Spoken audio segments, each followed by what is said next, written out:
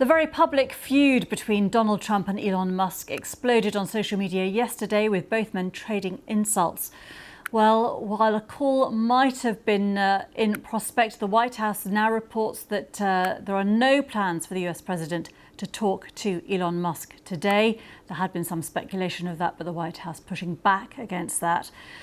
The wider question now is what this whole rift might mean for President Trump's political future direction and indeed the global economy. Elon Musk has predicted a recession in the second half of this year thanks to President Trump's tariffs, and he's criticised one of President Trump's key domestic policies, which the US president did not appreciate. I'm very disappointed because Elon knew the inner workings of this bill better than almost anybody sitting here. Better than you people. He knew everything about it. He had no problem with it. All of a sudden he had a problem. Well, that was Donald Trump speaking yesterday, and just minutes later Elon Musk replied on X saying this was false and that the bill had never been shown to him. On Truth Social, President Trump then said Elon Musk was wearing thin and that he'd asked him to leave. The president continued saying he'd taken away the EV mandate, that Mr. Musk had gone crazy. Mr. Musk replied, calling this an obvious lie. Over the course of the day, the back and forth between the two men continued. Elon Musk's father has told the BBC now that the row between his son and President Trump would fizzle out. Here's Errol Musk speaking to Newsday. What I see here is, the field having been cleared of all the opposition. It's the bulls having their final round of seeing who's going to be the boss. It's a standard procedure for the last several thousand years among the leaders of countries, and it will fizzle out. It blew up over Elon's idea that there should be no form of payment to lawmakers in order to get their vote. They should not be bribed to get the vote, and so forth. So, unfortunately, in order to get the votes that Trump needs to get the bill through, he has to have their votes. So Elon is standing on principle, and it will fizzle out very soon. Well, a short time ago, I spoke to Laura Weiss, a reporter for Punchbowl News, and Peter Morisi, economist and business professor at the University of Maryland and columnist for the Washington Times. I started by asking Laura if she thought this row would blow over. So I think it just underscores how quickly things can change in President Trump's orbit.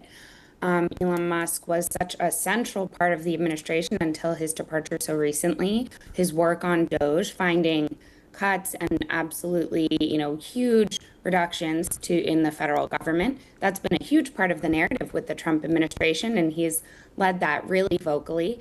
Obviously, everything spilled out so publicly over the last, 24, 48 hours, and, now it absolutely could be settled, but that's yet to be seen. We'll kind of see how those conversations go. But it was an absolutely huge kind of turn of favor, especially, Republicans on Capitol Hill. They've grown close to Musk as well and brought him in repeatedly. And so it would be this sort of rift is a huge situation for Republicans. And Peter Morisi, we saw in one of Elon Musk's posts yesterday him predicting a recession, and he's been critical of the tariff policy, which has had huge global impacts. Well, the tariffs, as near as economists can calculate it, will cause the economy to slow.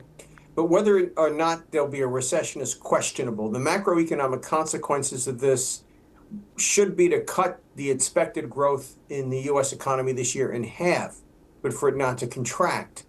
Now, those kinds of forecasts are, iffy, and Musk is going out on a limb saying things like that. The reality is that Musk is correct, as his father said, on the principles. The tax bill has a lot of pork in it, as we say here, and waste, and it's ballooning the deficit to the point that bond markets internationally are very worried about U.S. finances and so forth. And the tariffs really are being conducted in an irrational fashion, and he's quite exasperated by what he sees. But he's used to getting his way and blustering around just the way Donald Trump is. So you've got two big bulls, behaving badly. Unfortunately for Mr. Musk, Donald Trump's simply a more powerful man right now. And Laura, at the end of the day, that is the fact, isn't it? The US president is still the US president.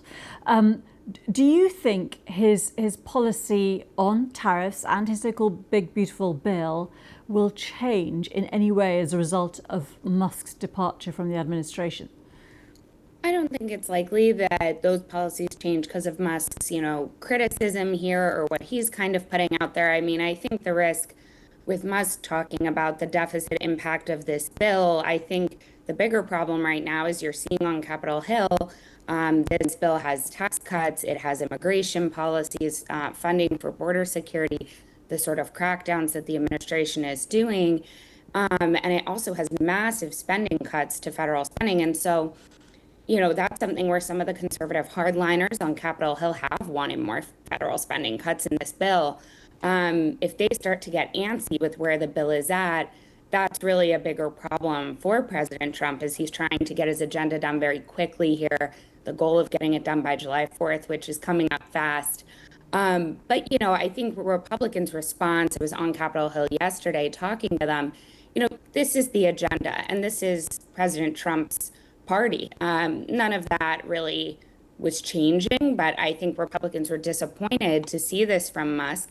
He's become a very influential figure in Republican politics. He spent a lot of money to elect Trump and Republicans in Congress. And so, they're not happy to see him fighting with Trump so directly, certainly. But I don't think that it's going to tangibly change, for example, the bill that's working its way through Capitol Hill right now. Peter Morisi, do you agree with that? Because obviously Musk also had people that he appointed within government. One wonders where those people will fit in unrolling both sort of global and domestic economic and financial directions now.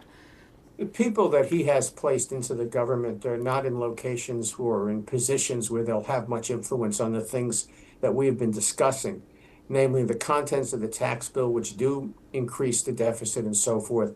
The reality is that Musk's influence is declining, even before this blow up. His money is only worth so much. And if you give to a campaign, you have a lot of influence at the time you're given. Once the money's spent, it's spent. He has indicated that he won't be contributing as much in the future and so forth. I don't expect that he's going to have much consequence on this bill and that he's going to have much influence. This is kind of his swan song.